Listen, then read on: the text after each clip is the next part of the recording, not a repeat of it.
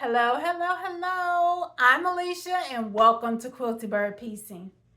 Listen, people, I got tagged. Can you believe somebody really wants to know something about me? I'm so excited. So, Lauren Young from I think it's called Sweet Home Quilting tagged me to answer questions about what I think. I'm just so outdone with the fact that somebody actually wants to know things about me. But I'm gonna gather myself and I'm gonna answer these questions for y'all today. So I think you're supposed to tag somebody else. And before I get started with the questions, I don't watch that many people, but I do watch Angela from Happy Little Stitch Shop religiously. I watch all of her lives. She has a live on Monday, Wednesday, and Thursday. Most of them are at 1 to 1:30 Central Standard Time. So I'm going to tag Angela and hopefully she'll answer these questions too and put a little video out there. And if you have not watched Angela with Happy Little Stitch Shop, please go find her channel. It's Happy Little Stitch Shop. And again, she's live every Monday, Wednesday, usually every Monday, Wednesday, and Thursday. So let's get to these questions. Question number 1 was, what is your favorite color? Well, my favorite colors change with the season, and it kind of depends on, what the season is, kind of like my clothing. It changes according to the season. Right now, I'm liking yellows and like those chartreuse and lime greens. For some reason, I'm pulled towards those colors, and it probably has a lot to do with the fact that it's hotter than Hades outside now that we've gotten to the summer here in Alabama. So you want to see, when the sun is out, you want to see bright, pretty colors. And so I think that's why I'm being pulled in that direction at this point. The next question was, what is your favorite fabric designer? My favorite fabric designer would be Anna Maria Horner, hands down. It doesn't matter what she makes. The woman is a genius as far as I'm concerned with just artistry and fabric design, and anything she makes I have to have. In addition to her, there's Tilda. It doesn't matter what Tilda makes, I want it. All Tilda's products look like the most dainty and frilly and prettiest of little girl dresses. I just see little girls and little baby doll dresses with every print that she makes, and I love it. Robin Pickens, another genius when it comes to artistry. I love every single thing that she makes, and I just love it. And Joanna Figueroa, who I just love classically, just love. Oh my gosh, I had somebody else on my mind. Joanna. And I'm sure there are a number. Oh, Heather Bailey. Heather Bailey's a genius too when it comes to artistry, and I just love it. I like a cross between classic and modern, and I call it class modern. Just, put the two together. Classically modern is kind of what I like the most. But those will be my favorite fabric designers. What is your favorite go-to block? I don't have a favorite go-to block because I'm not at the point for which I would be creating quilts of my own. Just go in there and pick out something and just go to putting blocks together and making a quilt of your own. Yeah, I'm not at that point. I haven't found one that I don't like. I like things to be more challenging than simple. So the harder it is, the more I want to try to do it. But I will say that I'm not a same block all the time type girl. I am more of a sampler quilt maker than I am just a repeated block quilt maker, if that helps to understand anything about my go-to blogs. So the next question is, what is your favorite quilting snack? I try not to snack when I'm quilting because I kind of like messy food and it would just ruin everything in here. And then I would feel like every time I stuck something in my mouth, I got to get up, go to the bathroom, and wash my hands, which would get old quickly. And I would eventually just go sit on the couch and finish eating and leave the quilting alone. So I just try not to. I try not to snack. I may bring a drink, a cup of coffee, water, a soda, or something in with me while I'm quilting, but I try not to eat and quilt at the same time. What is your favorite TV quilter or person? Oh, I'm sorry. What TV quilter or personality would you like to meet and spend time with?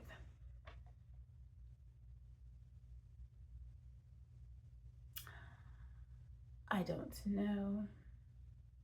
I guess it would be Kimberly from Fat Quarter Shop. She's pretty much, yeah, Kimberly from Fat Quarter Shop. I find her to be hilarious most of the time and just so interesting and knows so much about the different ways to put quilts together and able to take a quilt block and make it in a way that works for her. And she changes things around and does all this quilty math like she's a mathematical genius herself. So I would love to spend a little time with Kimberly from Fat Quarter Shop. Let's see. Do you listen to music when you quilt? I do. And my music preference is very eclectic, about like my brain, and why I have to have different things and want samplers because I get bored a lot. I get bored with music a lot too. So, just depends on what I'm feeling like. It's kind of like if you listen to my playlist, you might get a little R&B, you might get a little soul, you might get just a little bit of blues, but I'm just not old enough for blues all the time. I'm never going to be that old.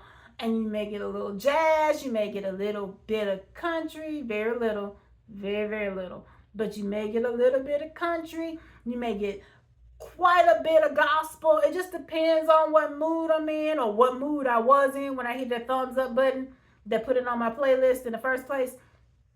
I don't have anything that I just listen to like all the time when I'm quilting. It's just a whole big jumble of what music I just like, and it just depends on what mood and how happy or how sad or how aggravated or whatever it was, or who made me mad or who made me glad that day as to what I was thumbs up in when I was listening to music. So that's kind of how my playlist rolls. What is your favorite go-to pattern? I have not had a pattern that I would redo as of yet. Everything that I do, I just do once. I don't know if I would remake anything exactly as it was when I made it before, but I haven't even tried to remake anything because there are just so many things that I haven't made for me to start going back and repeating things. Where do you shop for fabric? I just recently found out that there were several quilt shops in what I call my local area. I only know of one that is literally local to me. But what I call my local area would be just the state of Alabama, period. Areas that I could probably drive to on a Saturday drive and get back home from.